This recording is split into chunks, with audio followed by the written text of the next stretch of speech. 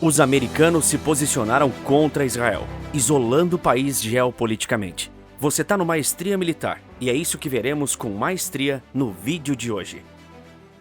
Israel isolada. Recentemente fiz um vídeo falando sobre a ONU, onde a Argélia apresentou um projeto de resolução. Ele iria ser votado nesta terça-feira, dia 20 de fevereiro, com o objetivo de conseguir um cessar-fogo temporário em Gaza. Mas os americanos se posicionaram contra isso e disseram que esse projeto poderia comprometer as negociações sobre os reféns, que, segundo os envolvidos, está passando por etapas relativamente sensíveis. Porém, mesmo parecendo que não iriam deixar esse plano prosseguir, os Estados Unidos propuseram um projeto rival de resolução do Conselho da ONU, onde ressalta o apoio do órgão a um cessar-fogo temporário em Gaza, atenua a urgência, pedindo que seja o mais rápido possível. Porém, como não encontramos o texto emitido pelos Estados Unidos nem pela Argélia, não sabemos ao certo qual a diferença de um projeto para o outro. Desde o início do conflito, Washington tem sido contrário à palavra cessar-fogo em qualquer ação da ONU. Desta forma, sempre se posicionou contra a intervenção da organização, sendo a favor apenas das ajudas humanitárias para Gaza. Porém, o projeto apresentado pelos Estados Unidos ecoa a linguagem que o presidente Joe Biden disse ter usado na semana passada, quando ele se encontrou com o primeiro-ministro de Israel, Benjamin Netanyahu. O encontro entre os dois ocorreu na sexta-feira, e Biden disse aos repórteres na Casa Branca que tive extensas conversas com o primeiro-ministro de Israel nos últimos dias, quase 1 hora cada, e defendi e tenho uma forte convicção sobre isso, que tem de haver um cessar-fogo temporário para conseguir os prisioneiros, para libertar os reféns. Mas o projeto apresentado para a ONU não abrange apenas essa questão. No texto, os Estados Unidos também determinam que, na atual circunstância, uma grande ofensiva terrestre em Rafah resultaria em mais danos, alertando perdas de civis, maior deslocamento para que não sejam feridos, e incluiu um provável potencial de invasão em países vizinhos. Essa questão de uma possível fuga para outros países fez até mesmo o Egito se posicionar quanto a isso. Fiz um vídeo completo falando sobre as relações sensíveis entre Israel e o Egito. Volte alguns vídeos para assistir. O texto apresentado na ONU não deixou claro quando ou se o projeto de resolução seria submetido a uma votação no Conselho dos 15 membros. Mas o que realmente me chama a atenção, e não temos uma resposta para isso ainda, é o fato de os Estados Unidos terem apresentado o texto depois da Argélia ter solicitado que o Conselho votasse o seu projeto. Com essa apresentação, a embaixadora dos Estados Unidos na ONU sinalizou rapidamente que seria vetado, dizendo que este veto seria em questão da exigência de cessar fogo. Mas 2 dias depois, temos os americanos levando a mesma pauta ao Conselho. Esta atitude dos Estados Unidos é muito diferente das anteriores, onde Washington mantinha a tradicionalidade de proteger o seu aliado Israel, buscando uma maneira da ONU não interferir no conflito. De todas as votações que tivemos, os Estados Unidos se abstiveram 2 vezes, permitindo que a ONU adotasse resoluções para aumentar a ajuda humanitária em Gaza. E como a própria embaixadora dos Estados Unidos disse, uma atitude como essa, que visa forçar um cessar-fogo, chega a ser prejudicial para as negociações que vêm ocorrendo entre os Estados Unidos, o Egito, Israel e o Catar. O conflito já está no seu 4º mês, tendo início com a ofensiva do grupo extremista. Segundo informações fornecidas pelas autoridades de saúde, o conflito já custou a vida de aproximadamente 28 mil palestinos. Dentre eles, temos os extremistas e os civis, e pelo grupo não fornecer os números de suas baixas, não conseguimos calcular o número de civis perdidos. Porém, alguns sites afirmam que cerca de 20 mil extremistas foram neutralizados. Se esses dados estiverem corretos, infelizmente, perdemos 8 mil civis. Mas como será o futuro deste conflito? Vamos ver isso. Mas antes, você já reparou que as pessoas de sucesso estão sempre atualizadas, possuem um conhecimento amplo, sabem as respostas certas e lembram de praticamente tudo?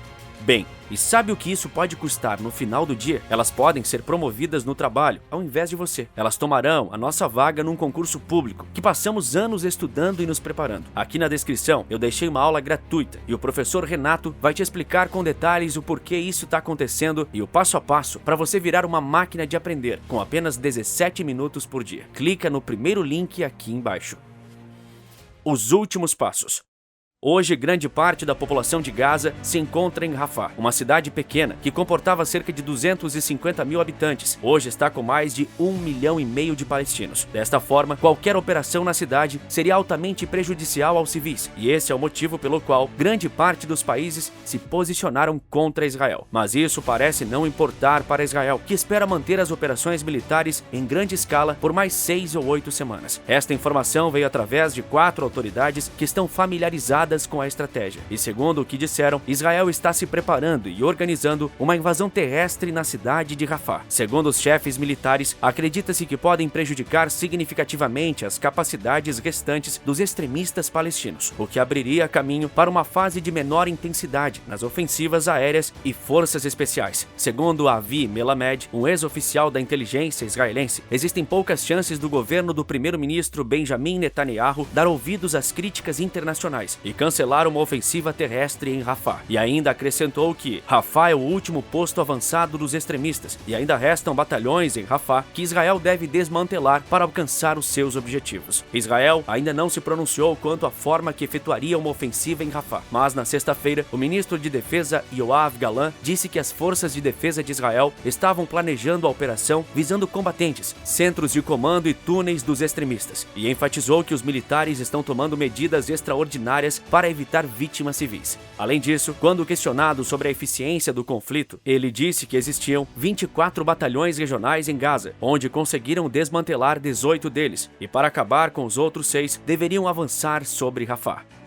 Essas declarações aumentam os temores de uma catástrofe humanitária, pois entre dois inimigos jurados estão mais de 1 milhão de civis palestinos amontoados, sem ter para onde fugir ou se abrigar. Isso fez com que o presidente americano entrasse em contato com o líder israelita. Como na última semana as tensões se elevaram muito, ele ligou para alertar contra o lançamento de uma operação militar em Rafah, sem um plano concreto para garantir a segurança dos civis. E segundo o próprio Netanyahu, os civis serão retirados da zona de batalha antes da ofensiva, podendo retornar ao norte de Gaza ou se abrigarem em hotéis, segundo uma notícia relativamente boa e marcando um possível final do conflito. Mas o problema é que quando repórteres vieram questionar os militares sobre como iriam deslocar mais de 1 milhão de pessoas para as ruínas do enclave, eles não sabiam, pareciam perdidos com a pergunta e não a responderam. Porém, de acordo com uma fonte que pediu para permanecer no anonimato, os habitantes de Gaza poderiam ser examinados para eliminar quaisquer combatentes extremistas antes de serem enviados para o norte. Já outra fonte disse que Israel poderia construir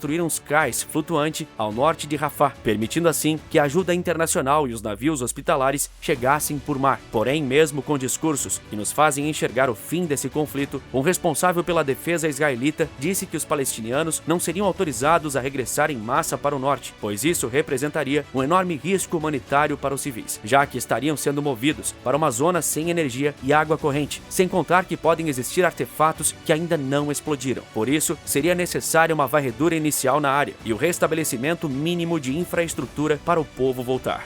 Washington está cético quanto a Israel. Para eles, o país aliado não realizou preparativos suficientes para uma evacuação civil segura. Além disso, segundo um líder extremista, a vitória total prometida por Netanyahu não será rápida e nem fácil. Segundo ele, o grupo pode continuar a lutar e está preparado para um longo conflito em Rafah. Em suas palavras, ele disse que as opções de Netanyahu são difíceis e as nossas também. Ele pode ocupar Gaza, mas nós ainda estamos de pé e lutando. Ele não alcançou seus objetivos de destruir a liderança ou o grupo. O maior problema hoje para uma ofensiva em Rafah é o seu espaço. Como dizem, não existe espaço vazio em Rafah. Desta maneira, uma ofensiva terrestre é quase impossível, já que qualquer conflito deixaria centenas de cidadãos em risco. Sem contar que o Egito isolou a sua fronteira com o enclave. Desta forma, caso ocorra uma ofensiva, as pessoas não terão para onde correr. Porém, segundo algumas fontes, o Egito preparou uma área na fronteira que pode acomodar os palestinos. Essa ação seria uma contingência caso Israel iniciasse seu plano. Porém, o governo egípcio negou ter feito qualquer preparativo.